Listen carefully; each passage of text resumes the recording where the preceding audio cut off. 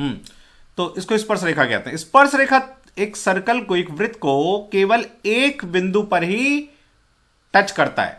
जैसे मान लो कि एक सर्कल हमने बनाया ये, और ये उसका सेंटर है, हमने एक स्पर्श रेखा इसमें बनाया, तो इस पे एक मैंने स्पर्श रेखा बनाया ऐसे, तो ये स्पर्श रेखा सर्कल को केवल एक बिंदु पे, एक पॉइंट पे टच करेगी।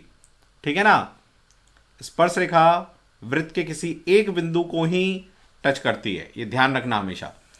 अब ये आपका सेंटर है, यदि हम सेंटर से होते हुए जहां पे टेंजेंट है उस पे इसको मिला दे, टेंजेंट के ऊपर, तो ये जो है 90 डिग्री हो जाता है, परपेंडिकुलर हो जाता है रेडियस।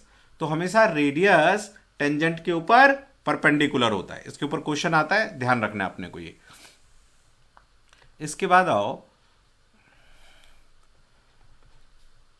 यदि हमारे पास एक सर्कल है और सर्कल से ऐसे कोई लाइन जाए, प्रतिच्छेदी रेखा, जिसको हम कहते हैं सीकेंट, इसको हम कहते हैं सीकेंट, सीकेंट प्रतिच्छेदी रेखा। ठीक है,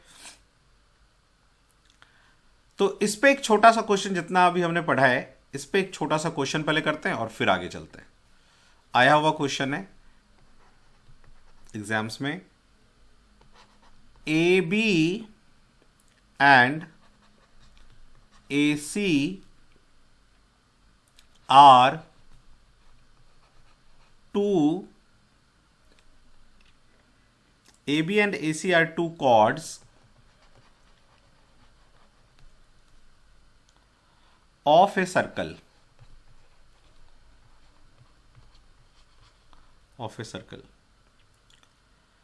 where, sorry, whose radius is 5 centimeter.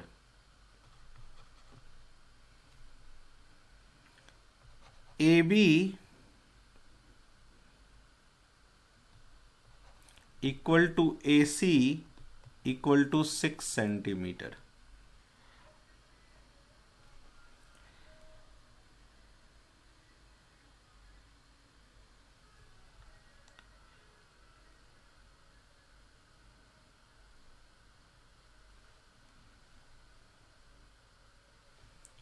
Find its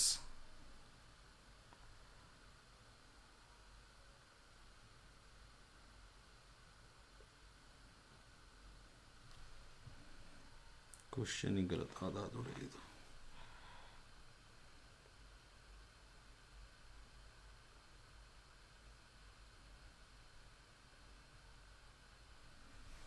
Find its perpendicular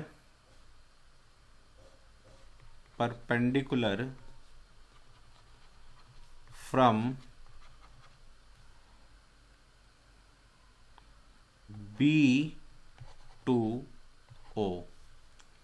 Hindi में लिख लीजिए, मैं पहले एक वो बना देता हूँ यहाँ डायग्राम, रुक जाओ।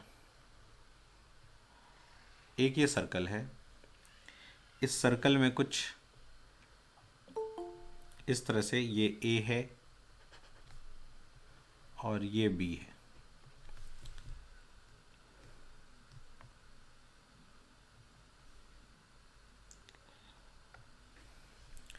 और ये C पॉइंट है, ये उसका सेंटर है।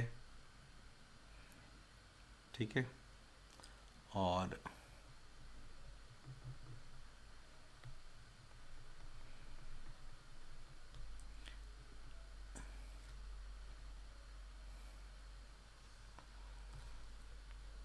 ये फाइंड जो है, ये आपको ये नहीं करना है, find perpendicular distance from C to B।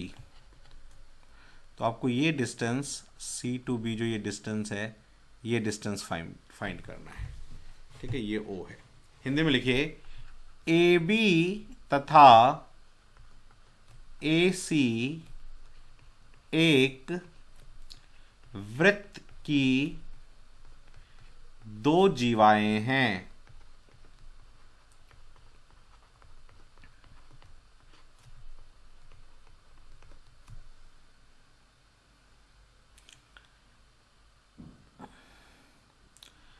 वृत्त की त्रिज्या यदि 5 सेंटीमीटर हो तो C से B की दूरी ज्ञात करें। B की दूरी ज्ञात करें।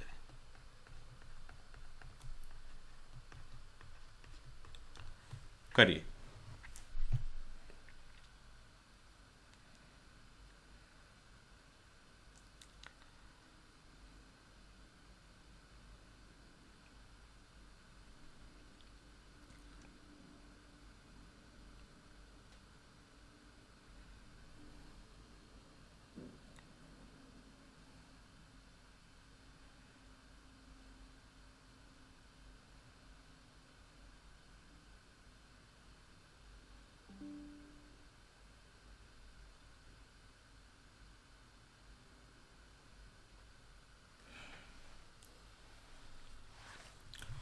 देखो कैसे करेंगे इस क्वेश्चन को हम लोग। तो ए बी इसने हमें दिया हुआ है 6 सेंटीमीटर, ठीक है।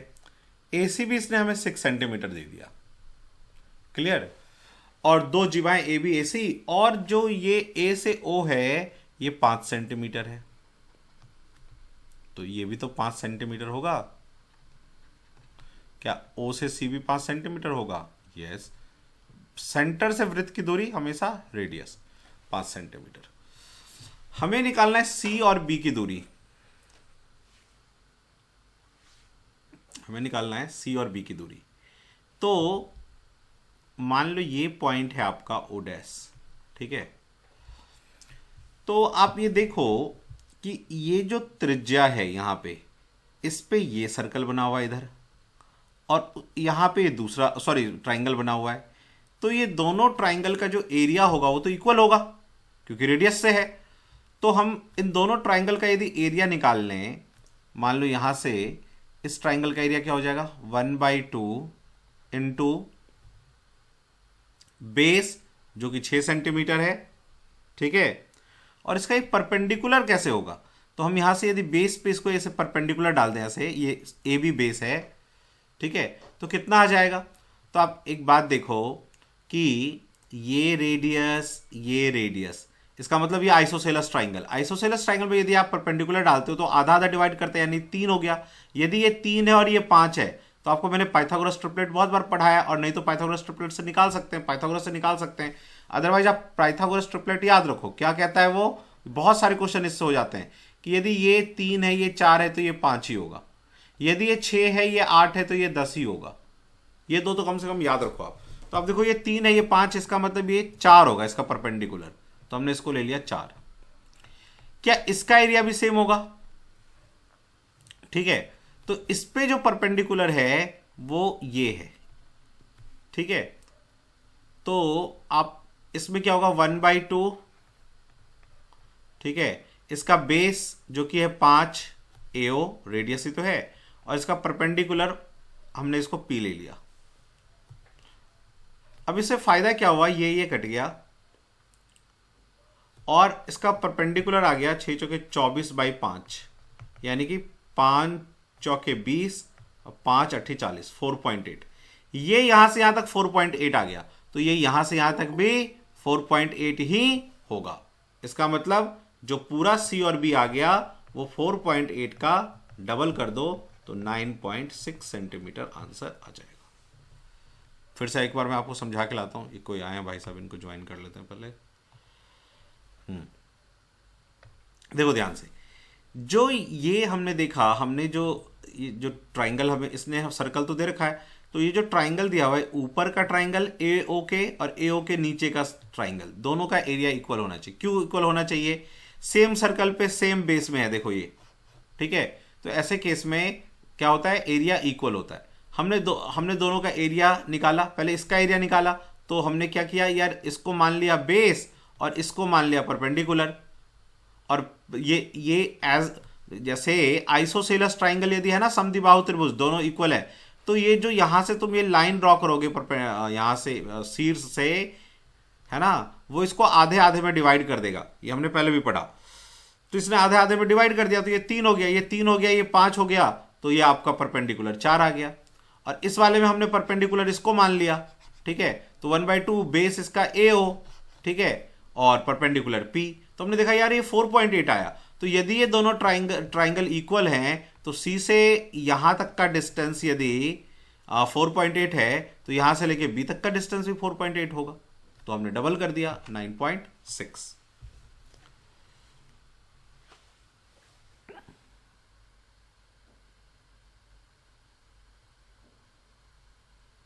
ठीक है, तो यहां से कंसेप्ट हमने क्या सीखा जो आपको याद रखना है, एग्जाम के लिए बहुत ही इंपॉर्टेंट है। क्या ये बार बार क्वेश्चंस में ये क्वेश्चन आता है क्या, कि यदि हमारा समद्विबाहु त्रिभुज है, ये और ये साइड इक्वल है, तो यदि हम यहां से परपेंडिकुलर डालेंगे ऐसे, तो ये दोनों साइड इक्वल हो जाएगा, आधा आधा डिवाइड हो जाएगा। ये कंसेप्ट आपको याद रखना है। और आइसोसेलस ट्राइंगल का, समद्विबाहु त्रिभुज के सभी केंद्र एक ही पॉइंट पे होते हैं, ठीक है, ये भी आपको ध्यान रखना है। और इक्विलैटरल ट्राइंगल में भी सेम यही है कि सारे पॉइंट उसके भी एक ही जगह होते हैं, ठीक है। चलिए अब नेक्स्ट क्वेश्चन कॉन्सेप्ट पे आइए, फिर उस पर हम क्वेश्चन भी करेंगे। नेक्स्ट कॉन्सेप्ट क्या कहता है कि सपोज करो कि आपका एक सर्कल है ऐसे, ठीक है, और दो इसके अंदर प्रतिच्छेदी दो जीवाएं हैं जो ऐसे प्रतिच्छेद करती हैं, दो कॉर्ड है जो एक दूसरे को ऐसे काटती हैं। मान लो ये ए है, ये बी है, ये सी है, ये डी है, और ये जो प्रतिच्छेदी रेखा पॉइंट है वो ओ है, जहां पे इन्होंने कट किया एक दूसरे, ठीक है। तो इसमें हमें ना डिस्टेंस निकालने को दे देता है, आपको एओ दे देगा, कुछ और भी चीजें दे देगा, ओसी दे देगा, ओबी दे देगा, पूछेगा ए बी कितना है बताओ। तो ऐसे केस में हम लोग क्या करते हैं, ध्यान से देखो, रटने की जरूरत नहीं है। ए से लेके ओ तक का डिस्टेंस, ए ओ को यदि आप मल्टीप्लाई कर दोगे ओ से लेके बी तक के डिस्टेंस से, तो वो इक्वल होगा डी से लेके ओ का डिस्टेंस मल्टीप्लाई ओ से लेके सी का डिस्टेंस। ये इसका मेन फॉर्मूला है जो आपको ध्यान रखना है, और बहुत इजी याद रखना, A O into O B equal to D O into O C. Note कर लीजिए।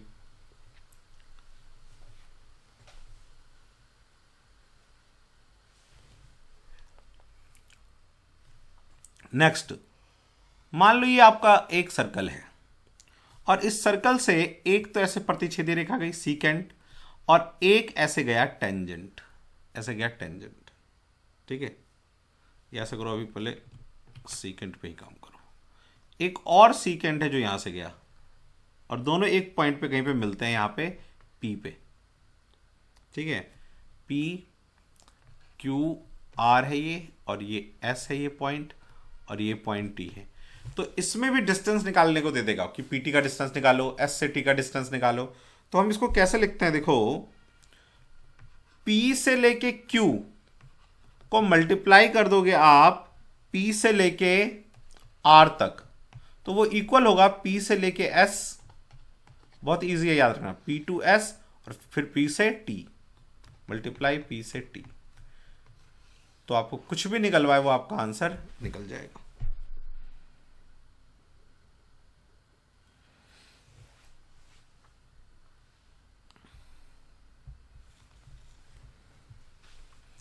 चलिए इसके बाद अगला क्वेश्चन, अगला देखो, यदि हमें एक सर्कल दिया है, ठीक है, और उसमें हमें क्या दे दिया, इसने ऐसे दे दिया, मान लो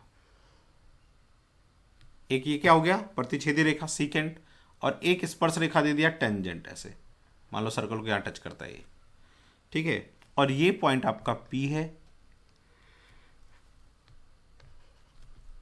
Q R और ये S है, ठीक है।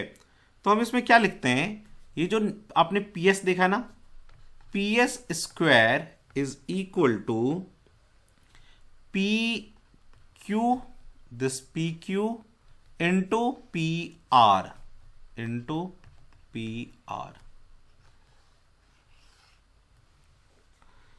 ठीक है।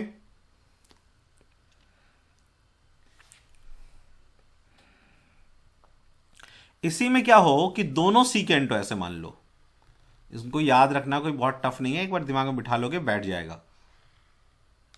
ऐसे जो एडवांस मैथ के जो भी क्वेश्चन आए वो क्वेश्चन इजी होगा। पी क्यू आर अलजेब्रा के रिस्पेक्टिव, एस और ये टी मान लो है, ठीक है। तो इसको हम कैसे लिखते हैं, देखो, P Q into P R, P से क्यू इंटू क्यू, पी से R equal to P S into P T, ठीक है।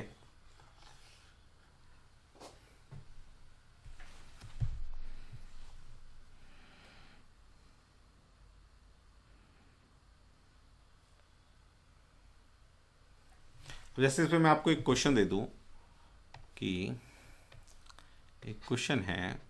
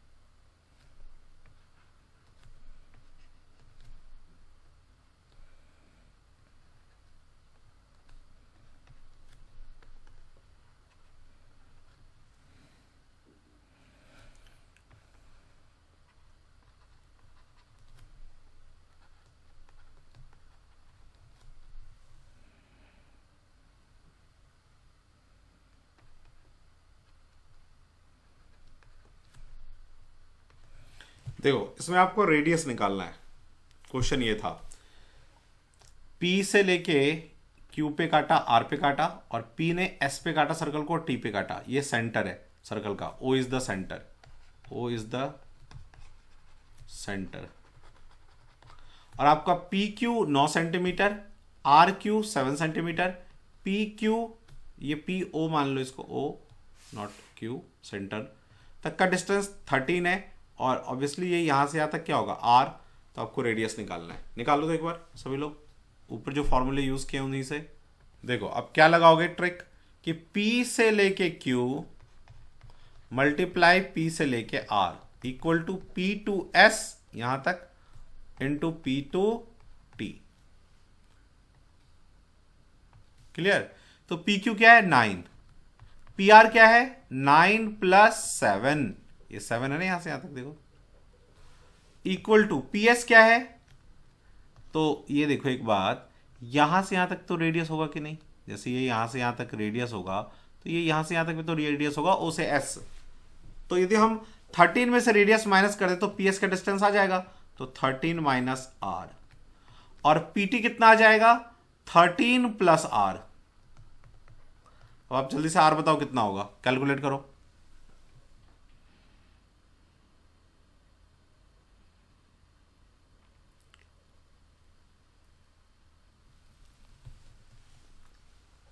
अब तो इजी है करना,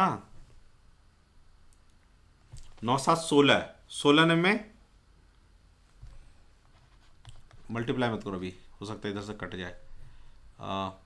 13 का square a minus B, A plus B, तो 13 का स्क्वायर माइनस R का square, A square, A minus B A plus B, A square minus B square का फॉर्मूला है ना, ये फॉर्मूला याद रखो, ए माइनस बी का ए स्क्वायर माइनस बी स्क्वायर, तो क्या होगा ए minus B A plus B, तो वही यही, तो हमने उसको लिख लिया ए स्क्वायर माइनस बी स्क्वायर। तो हाँ कर लो, मल्टीप्लाई कर लो, 16 9 जा 144, 16 में 144 होता है ना, और 169 ये आ गया minus R square. R square को उधर ले जाओ तो 169 माइनस 144 आ जाएगा। 9 में से 4 गया 5, 6 में से 4 गया 2, 25 आ गया। तो आर क्या आ जाएगा? 5 सेंटीमीटर। क्लियर है ये बात सबको?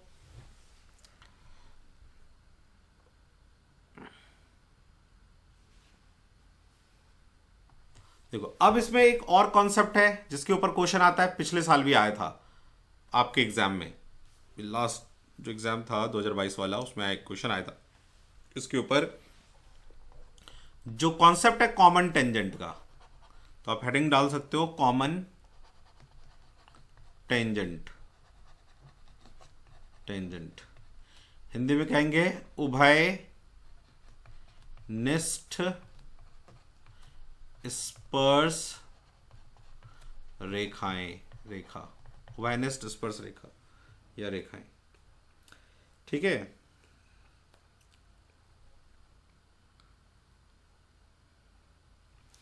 तो इसमें पहला कंसेप्ट है कि मानो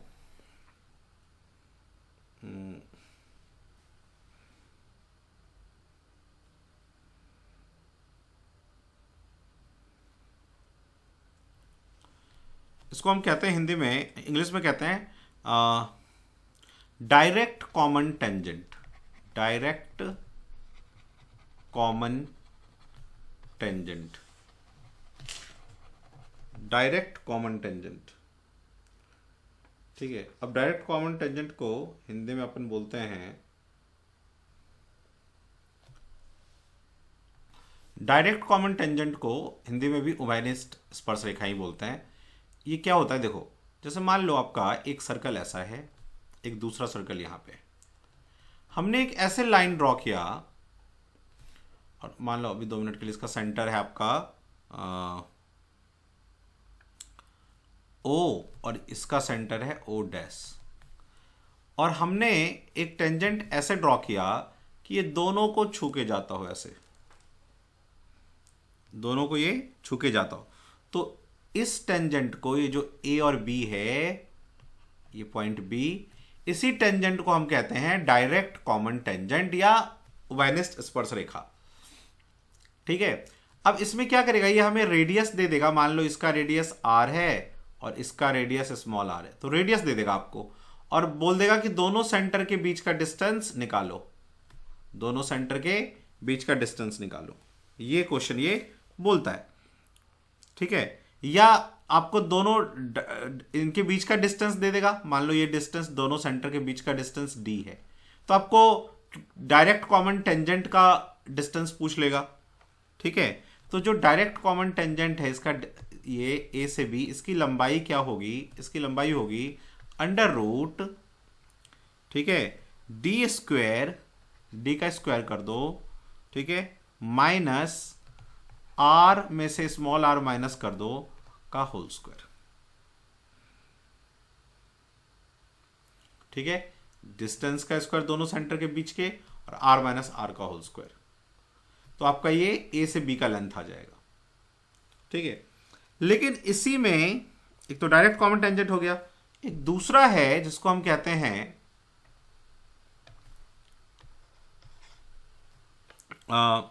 indirect common tangent. In direct common tangent, या इसी का दूसरा नाम है transverse common tangent. Transverse common tangent, और इसी को हिंदी में कहते हैं उभयनिष्ठ अनुप्रस्थ स्पर्श रेखा।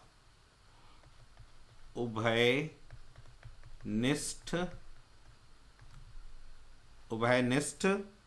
अनुप्रस्थ स्पर्श रेखा, हिंदी में इसको ये बोलते हैं। तो इसमें क्या होगा देखो, एक आपका सर्कल ऐसा, एक सर्कल मान लो यहाँ पे है, ये सेम साइज के हो सकते हैं, एक बड़ा एक छोटा हो सकता है, उससे कोई दिक्कत नहीं है। और इसका सेंटर मान लो ये O है, इसका सेंटर O डैश है, इसका रेडियस कैपिटल R, इसका रेडियस स्मॉल r। ठीक है, अब हमने क्या किया, एक टेंजेंट ड्रॉ किया ऐसे कि वो ऐसे गया, देख रहे हो, इसको यहां पे टच किया, इसको यहां पे टच किया, ये हो गया रेडियस परपेंडिकुलर। ठीक है, ये हो गया आपका A, ये हो गया B, और दोनों के सेंटर के बीच का दूरी वो आपको देगा, जिसको हम कहते हैं D। तो A और B, इसमें क्या होगा, A और B की लंबाई, तो इसमें AB की लंबाई होगी अंडर रूट, ठीक है, D स्क्वायर, वो तो कॉमन रहेगा सभी में, D square minus R plus small r का होल स्क्वायर, और ये प्लस होगा और ये माइनस। ठीक है,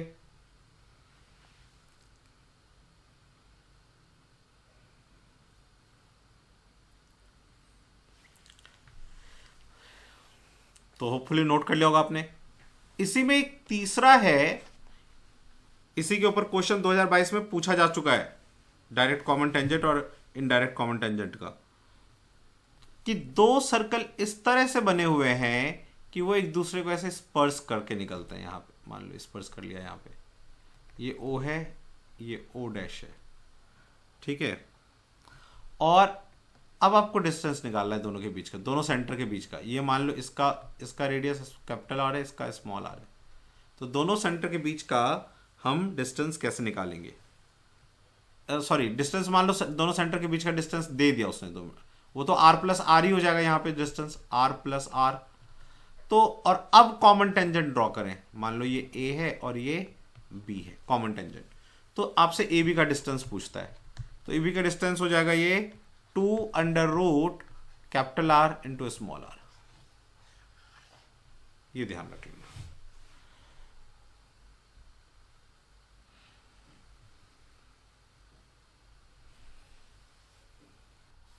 नेक्स्ट क्या है, देखो सपोज कीजिए कि आपको एक सर्कल दे दे और उसका ये सेंटर है। ठीक है, और यहां से हमने क्या किया, सर्कल के ऊपर ये डायमीटर हो गया है ना। एक चीज पहले मैं यहां पर रुको, कि मान लीजिए आपका एक सर्कल गिवन है और सर्कल का डायमीटर गिवन है।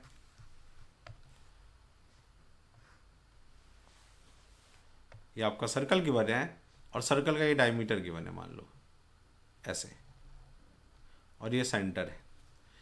तो सर्कल के डायमीटर से होते हुए सर्कल के ऊपर जो ट्राइंगल बनता है, ये ट्राइंगल, ये हमेशा 90 डिग्री बनेगा।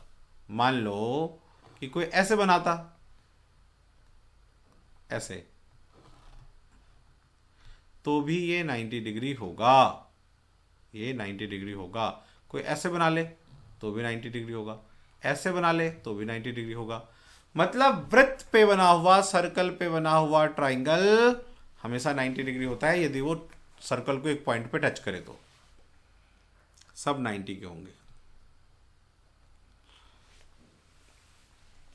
चलिए, अब इसी का एक बार क्या हुआ, जब हम लोग ये पढ़ के खुश हो गए, अच्छा ये पता चल गया, तो एक इसका वेरिएंट पूछा गया एग्जाम्स में, क्या कि देखो ये एक सर्कल है,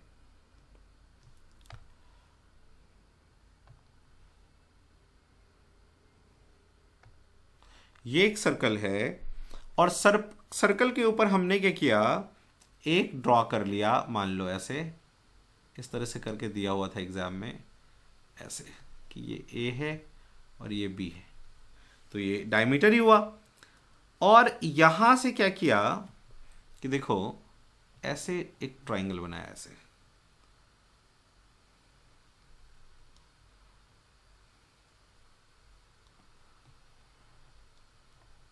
ऐसे, और इसको यहां से मिला दिया जहां पे ये टच कर रहा था, इसको यहां पे टच कर रहा है तो यहां मिला दिया ऐसे। ठीक है, और ये एंगल यदि मान लो कि कुछ गिवन है x, कुछ भी गिवन है, तो आपसे ये एंगल पूछ लेगा, या ये एंगल देके ये एंगल पूछ लेगा, कुछ भी पूछ ले। तो ये जो एंगल देगा, ये जो एंगल हमें निकालना है थीटा, इसका वैल्यू क्या होगा, ये इसका वैल्यू होगा 90 degree minus half of angle x. 90 degree minus half of angle x, ये आपको ध्यान रखना है। एकदम एक्सेप्शनल वाला क्वेश्चन है ये, कि यदि इस तरह से एक्सेप्शन ज़्यादा पूछे जाते हैं तो हमने इसके ऊपर 5-6 तो फॉर्मूले कर लिए, 6 था। सपोज कीजिए आपके पास एक सर्कल है, सर्कल के फॉर्मूले को ही ध्यान रखना इंपॉर्टेंट है, तो अपने आप क्वेश्चन हो जाएगा। कुछ कई बार हम लोग फॉर्मूला ही भूल जाते हैं। देखो, तो सर्कल का मान लीजिए ये सेंटर है, हमने सेंटर से होते हुए एक पॉइंट, एक लाइन ड्रॉ कर दिया ये, तो आपको कि सर ये तो रेडियस हो गया। हमने इधर भी एक ड्रॉ कर दिया, तो आपको कि सर ये भी रेडियस है। इस पॉइंट को इस पॉइंट से मिला दिया तो ये जीवा बन गया, ठीक है। तो सर्कल के ऊपर, क्या इसको बनाने की जरूरत थी नहीं, मान लो सर्कल के एक जीवा है और ये एक सर्कल है, सर्कल का सेंटर है। तो सर्कल के सेंटर से यदि आप जीवा के ऊपर एक लाइन ड्रॉ करोगे, परपेंडिकुलर लाइन, तो ये दोनों डिस्टेंस आधा आधा में डिवाइड हो जाएगा, जो आपको याद रखना है। जैसे मैं यहां से एक डिस्टेंस ऐसे ड्रा कर लूँ परपेंडिकुलर, तो क्या हो जाएगा, ये परपेंडिकुलर क्या करेगा, ओ डैश। मान लो ये जीवा ए बी था, तो अब वो A O dash equal to O dash B कर देगा, आधा आधा डिवाइड कर देगा। ये आपको ध्यान रखना है, लेकिन तभी जब इधर ये दोनों रेडियस हो।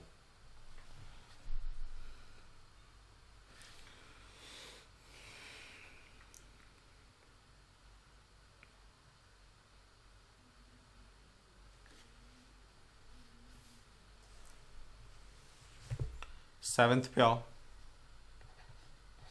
देखो, एक सर्कल है, इस सर्कल में ये सेंटर है और एक जीवा इधर है और एक जीवा मान लो ऐसे। तो हमने क्या किया, इस पे एक ड्रॉ कर दिया सर्कल, ऐसा सर्कल ड्रॉ कर दिया, ठीक है। तो जब आप सर्कल ड्रॉ कर दोगे तो आपका देखो, और चलो ये भी हम सपोज कर लेते हैं कि ये ए पॉइंट है, ये बी पॉइंट है, ये सी पॉइंट है, ये डी पॉइंट है।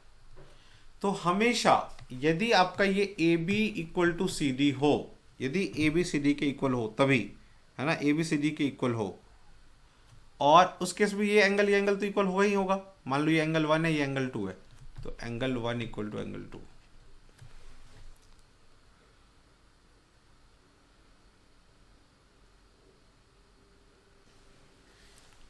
ठीक है।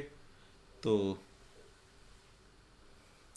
यदि ये ए बी और सी डी दो हमारे पास व्यास हैं, वो सॉरी जीवाएं हैं, अलग भी हो सकते हैं, उससे कोई दिक्कत नहीं है, और वो सेंटर पे ऐसे एंगल बना रही हो, सेंटर पे, वृत्त के सेंटर पे, तो आपका जो ये वर्टिकली अपोजिट एंगल है, एंगल 1 एंगल 2, वो इक्वल होगा A B equal to C D के केस में।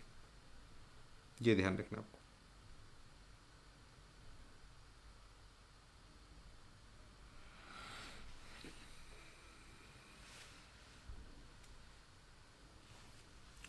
नेक्स्ट इसका एक फॉर्मूला है जिसके ऊपर क्वेश्चन आता है कि मान लीजिए ये सर्कल है और इस सर्कल पे मान लो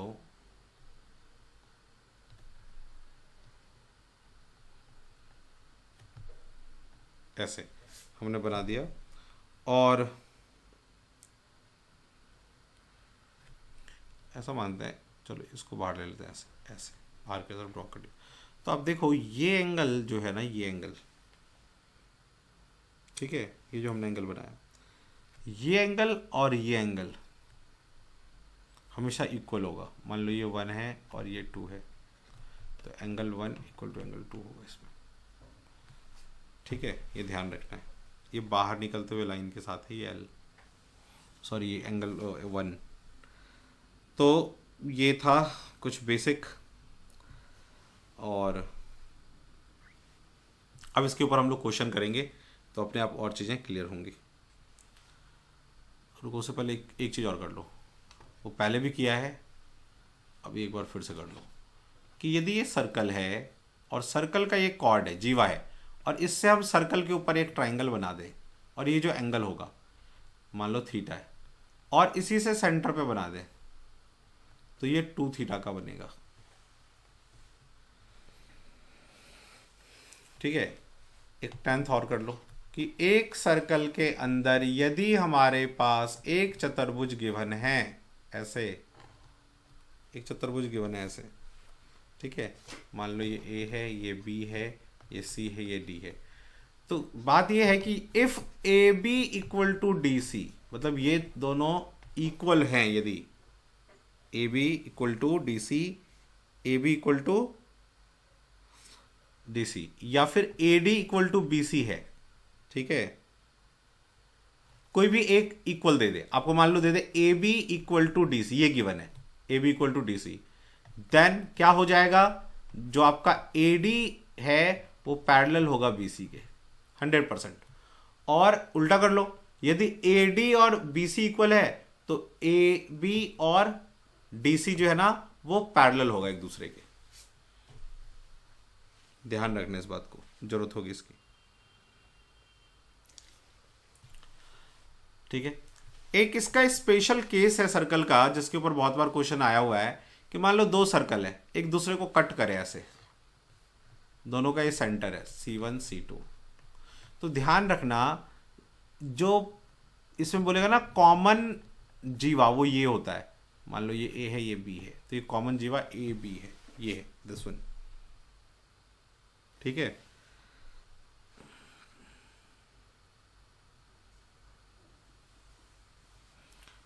इसके बाद आओ आप 12 कि यदि एक सर्कल के अंदर हमने एक क्वाड्रिलेटरल बना दिया, क्वाड्रिलेटरल, तो इसको बोलेंगे हम लोग cyclic quadrilateral, cyclic quadrilateral, lateral, cyclic quadrilateral.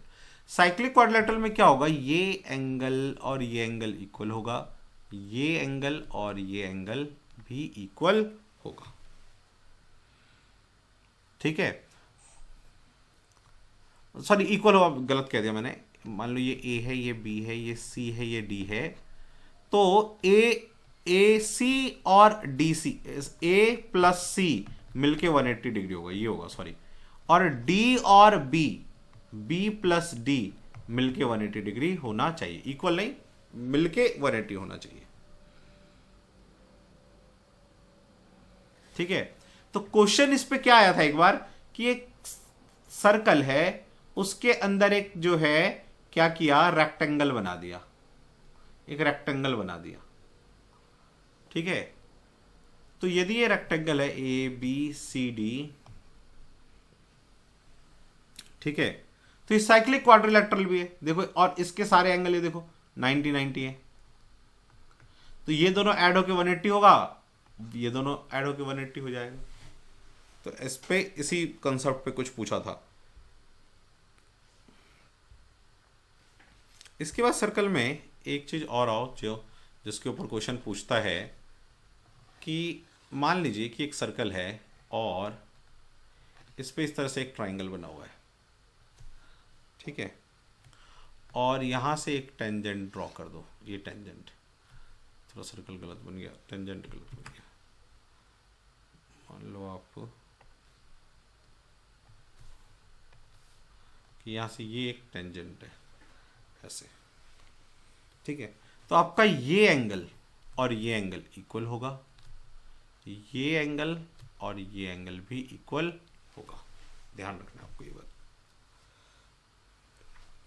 तो इतनी चीजें जो कि इसके ऊपर हम लोग क्वेश्चन करेंगे तो हमें चीजें और समझ में आएगा। चलो, तो इसके ऊपर एक क्वेश्चन उठाते हैं पहले। अब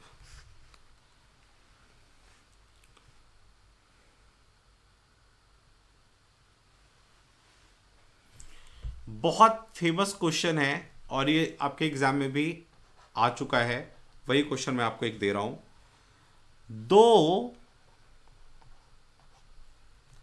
संकेंद्रीय,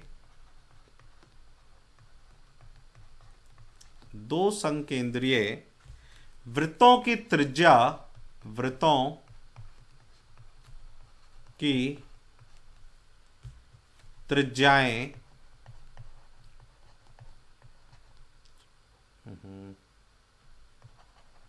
दो संकेंद्रीय वृत्तों की त्रिज्याएं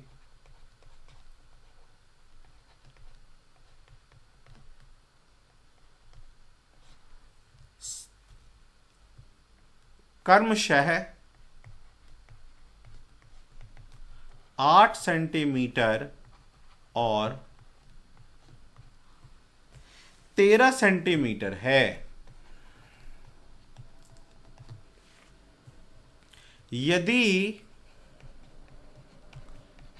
ए बी बड़े वृत्त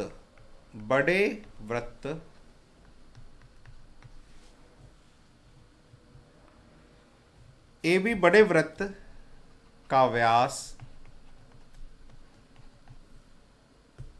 तथा बी डी छोटे वृत्त पर स्पर्श रेखा है, बी डी छोटे वृत्त पर स्पर्श रेखा है,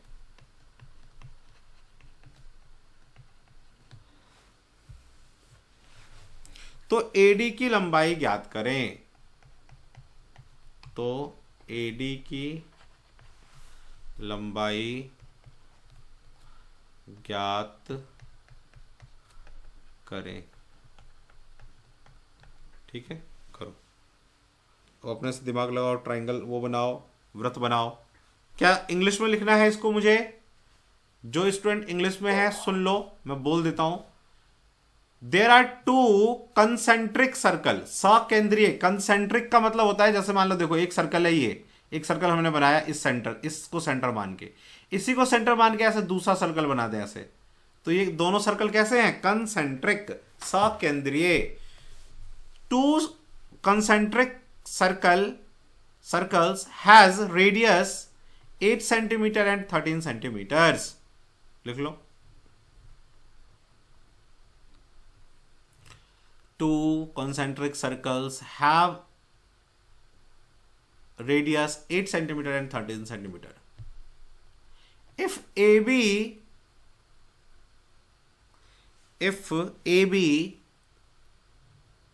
is the diameter and AB is the diameter of large circle and BD is the tangent of small circle, then find length of AD.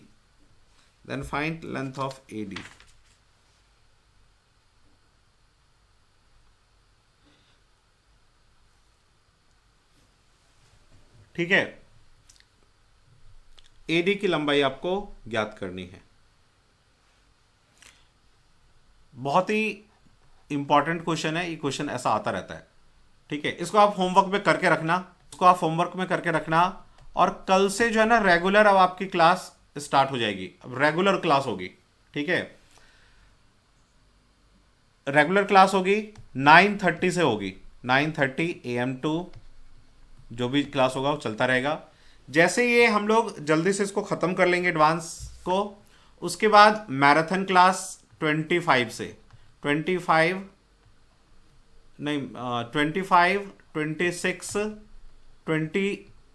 25 से जो है ना हम लोग स्टार्ट कर देंगे। 25 26 27 28 1 2 3 4 5 1 2 3 4 5 6 7 8 9 और 5 6। ठीक है, ये हो जाएगा आपका 10 मॉक टेस्ट। तो स्टार्ट कर देंगे इसको, जिसमें सुबह में 10:30 25 को सुबह 10:30 पे आपको टेस्ट दे देंगे। ठीक है, और इवनिंग में उसका डिस्कशन होगा। ठीक है, इसी में बीच में जो है 5 6 4 5 6 नहीं 4 5 6 नहीं हो पाएगा, 10 तो कि 9 को एग्जाम है ना, तो 7 8 9 ठीक है, 7 को जो है ना करंट अफेयर की क्लास करवा देंगे, करंट अफेयर की, 7 को करंट अफेयर की क्लास करवा देंगे, और एक इंग्लिश की मैराथन और एक मैथ्स की मैराथन भी करवानी है। तो मैराथन क्लास जो है ना 24 को रख लेते हैं, 24 को हम लोग मैराथन क्लास का डेट रख लेते हैं मैराथन। तो उसमें क्या होगा कि पूरे दिन में हम पूरा मैथ और इंग्लिश एक बार फिर से रिवाइज कर लेंगे कि अगले दिन से जब टेस्ट करें तो हमें चीज़ें आने लग जाएं। ठीक है, तो ये करने लग जाएंगे। अब 9 को एग्ज़ाम हो जाए तो बहुत अच्छा, नहीं तो हम लोग ये टेस्ट करके ख़त्म करेंगे, सो दैट कि प्रिपरेशन, यदि 9 को यदि एग्ज़ाम ले, मुझे तो लगता है होपफुली 9 को ही लेगा, कहीं चेंज कर दे कुछ तो अलग बात है। तो ये हमारा शेड्यूल रहेगा 24 से। 9 को अगर एग्जाम लगा, नोटिफिकेशन 25 तक आ जाना चाहिए सर। यदि 25 तक नहीं आएगा नोटिफिकेशन, ठीक है, तब भी हमारा शेड्यूल यही रहेगा अभी। ठीक है, 24 को मैराथन और बाकी में mock test mock test mock test, 6 तक मॉक टेस्ट खत्म कर देंगे। 7 को जो है यदि एग्जाम होगा तो करंट अफेयर होगा, और नहीं तो फिर उसके बाद यदि एग्जाम नहीं होता है तो फिर अपना आप रिवीजन करते रहिए। ठीक है, जो हमें मॉक टेस्ट करवाना है 10 मॉक टेस्ट जो आपको कहा है हम लोगों ने, तो वो हम लोग करके जो है अब ख़त्म कर लेते हैं, सो दैट कि आपका यदि 9 को एग्ज़ाम होता है तो प्रिपरेशन पूरा रहे। ठीक है, चलिए मिलते हैं कल। ये होमवर्क में क्वेश्चन करके रखना। बोलिए।